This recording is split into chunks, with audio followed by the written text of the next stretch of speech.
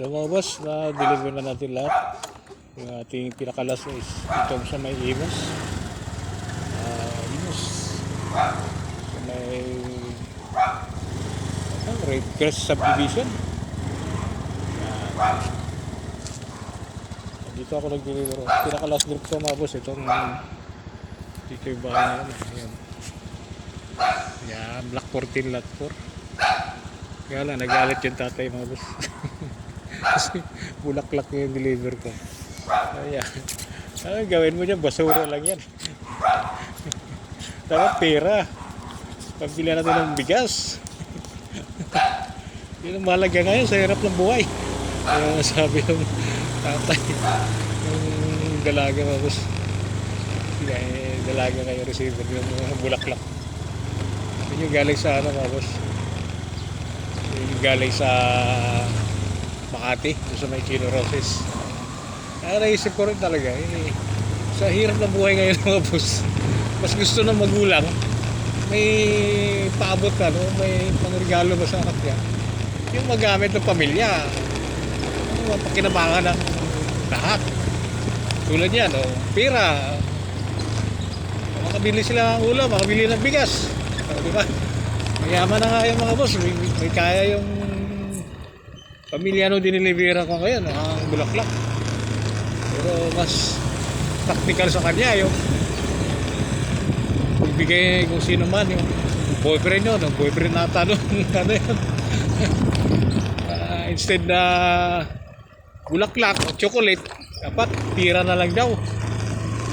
So, di ba? Ganun ka practical yung magulang mga boss. Mas pipiliin niya yung pira na ibigay sa kanya anak. Siyempre, magagamit nila yun. Yung makakabili na sila na ano, bigas, bibili ng ulam, o anong pangangailangan nila. Kasi kung yung bulaklak na pinadala, inatid ko, basura lang daw yun. Kasi pag nalanta na, wala na. Tapon na lang din. Di ba mga boss? Tama, mali. Kaya di mo maiwasan na yung magulang ngayon, pagka ikaw yung may nililigawan, ay mas piliin niya yung ano, yung pakinabangan nilang pamilya. Di ba? So, naisip ko rin mga boss, instead na bibilang ko ng bulaklak yung aking asawa, kasi normally, gano'n talaga pag Valentine's Day. Bulaklak, chocolate, iniisip ko ano magpasaya sa kanya. Hindi bulaklak kasi nga bulaklak isipin na rin niya yun wala naman yan, basura lang yan pagkatapos na matuyo. Although nandun na yung siyempre, kaya bigyan mo ng bulaklak kasi nga mahal mo yung pamilya mo, mahal mo yung asawa mo.